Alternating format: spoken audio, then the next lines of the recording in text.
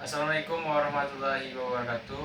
Perkenalkan, nama saya Bagas Prifarid dengan NIM 22086456. Di sini saya akan mempresentasikan apa itu penelitian korelasional. Di sini saya mengampu mata kuliah penelitian dalam PJK dengan dosen pengampu Kak Yuni Astuti. Selanjutnya, langsung saja kita ke materi. Yang pertama, ada 5 pembahasan yang saya rangkum di sini tentang penelitian korelasional. Yang pertama yaitu deskripsi penelitian korelasional. Yang kedua, jenis-jenis penelitian korelasional. Yang ketiga, ciri-ciri. Yang keempat, langkah-langkahnya. Dan kelima, contoh penelitian korelasional. Baiklah, masuk yang ke pertama yaitu deskripsi penelitian korelasional. Di sini penelitian korelasional adalah suatu rancangan penelitian di mana penelitian menggunakan uji statistik atau korelasional untuk mengukur keterkaitan antara dua variabel atau lebih. Uji statistik ini untuk menentukan kecenderungan antara pola dua variabel atau lebih. Untuk penggunaan dari penelitian korelasional ini bisa untuk melihat keterkaitan antara dua variabel atau lebih, apakah saling berkaitan, mempengaruhi atau tidaknya. Di sini kenapa disebut korelasional, karena menggunakan statistik atau bisa jadi uji normalitas data atau uji korelasi.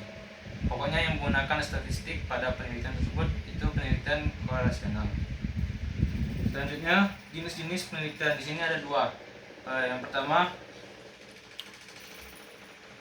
Yang pertama rancangan prediksi dan kedua rancangan explanatorik.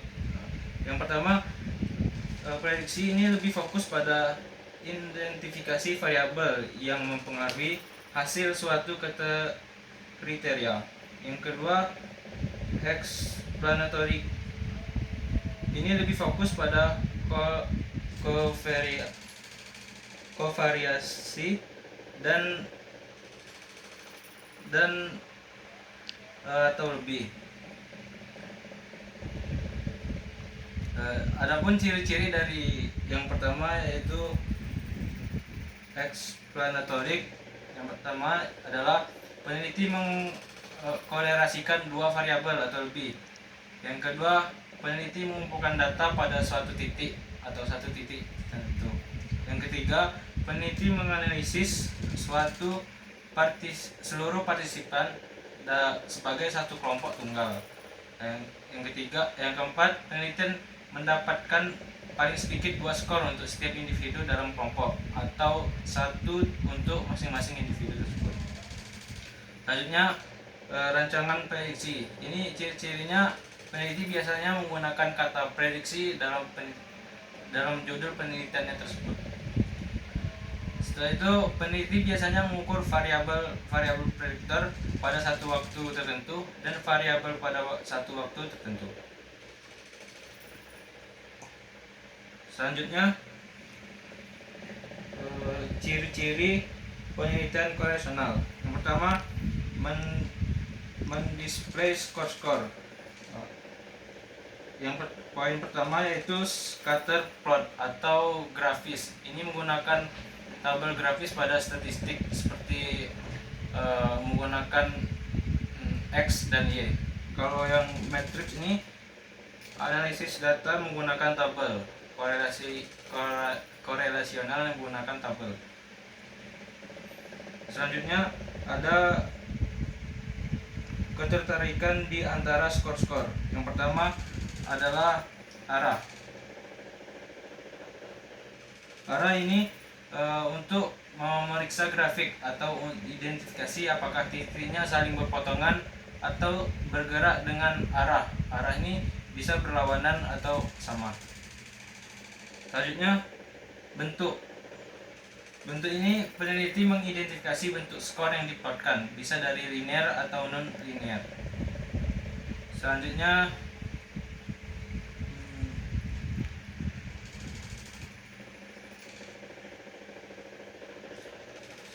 ada kekuatan. Kekuatan ini korelasinya dikuadratkan atau R⁻², untuk mengukur kekuatan hubungan dari penelitian tersebut. Selanjutnya ada analisis multivariabel. Yang pertama, korelasi parsial. Korelasi parsial ini adalah menganalisis lebih dari dua variabel, terdiri dari variabel bebas dan variabel terkait. Yang kedua, regresi ganda. Ini menganalisis dampak dari hasil multivariabel tersebut. Selanjutnya ada langkah-langkah penelitian korelasional. Yang pertama, menentukan apakah penelitian korelasional ini paling menjawab permasalahan penelitiannya. Ini membutuhkan identifikasi arah dan derajat hubungan di antara dua set skor, dan tidak menggunakan hipotesis namun pernyataan dari penelitian. Yang kedua, mengidentifikasi individu untuk diteliti. Ini menyeleksi individu secara random untuk menganalisasikan. Terus, izin pengambilan data pada pihak yang berwenang. Yang ketiga, langkah ketiga, mengidentifikasi dua ukuran atau lebih untuk setiap individu dalam penelitian. Ini membandingkan partisipan dalam satu kelompok pada dua ciri khusus atau lebih. Selanjutnya, langkah keempat adalah mengumpulkan data dan memantau ancaman potensial. Ini mengadministrasikan instrumen dan mengumpulkan paling sedikit dua set atau lebih dari setiap individu. Selanjutnya, langkah kelima, menganalisis data dan mempresentasikan hasilnya. Ini menentukan statistik yang tepat serta menghitung nilai signifikan dari data statistik yang dilakukan. Terus, mempresentasikan hasil dengan menyajikan matriks atau tabel dari korelasi seluruh variabel dalam tabel statistik. Selanjutnya, langkah keenam, langkah terakhir, mempresentasikan hasil. Di sini mendiskusikan besaran dan arah hasil penelitian korelasional dengan mempertimbangkan dampak variabel dalam penelitian. Penelitian juga mempertimbangkan apakah hasilnya menginformasikan atau mendiskonfirmasikan temuan dari penelitian tersebut. Selanjutnya ada contoh penelitian korelasional. Ada 3 yang dapat saya simpulkan. Selanjutnya contoh penelitian korelasional. Yang pertama adalah hubungan daya ledak otot tungkai dan kelentukan terhadap keterampilan tendangan depan atlet silat Guswatul Furqon, Kabupaten Pasaman. Di sini variabelnya adalah daya ledak otot tungkai. Nah, di sini teknik pengumpulan data yang dipakainya dalam penelitian ini adalah tes daya ledak otot tungkai dengan melaksanakan tes standing board jump dan tes kelentukan menggunakan tes front speed. Setelah tes dilakukan, selanjutnya data diolah dengan rumus korelasi produk momen dan korelasi ganda. Selanjutnya yang kedua, kontribusi daya ledak otot tungkai dan kecepatan terhadap hasil lompat jauh tim atletik Kabupaten Solok pada masa new normal. Di sini penarikan sampel dilakukan dengan teknik total sampling dengan jumlah 20 orang.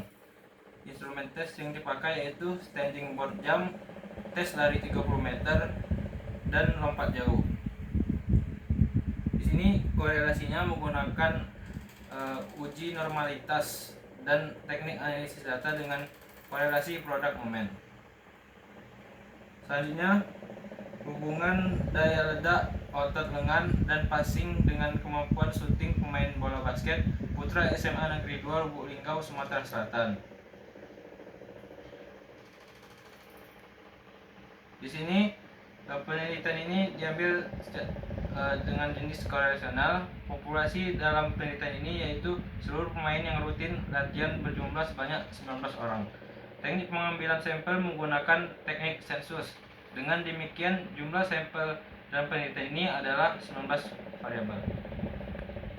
Untuk variabel daya ledak otot dengan menggunakan test two hands, medican ball, dan passing menggunakan test wall pass, sedangkan kemampuan shooting yaitu dengan menggunakan test free throw ke ring basket.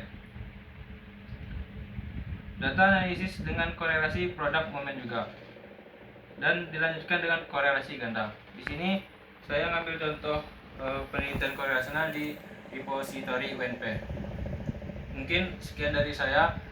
Wabillahi taufiq wal hidayah. Wassalamualaikum warahmatullahi wabarakatuh.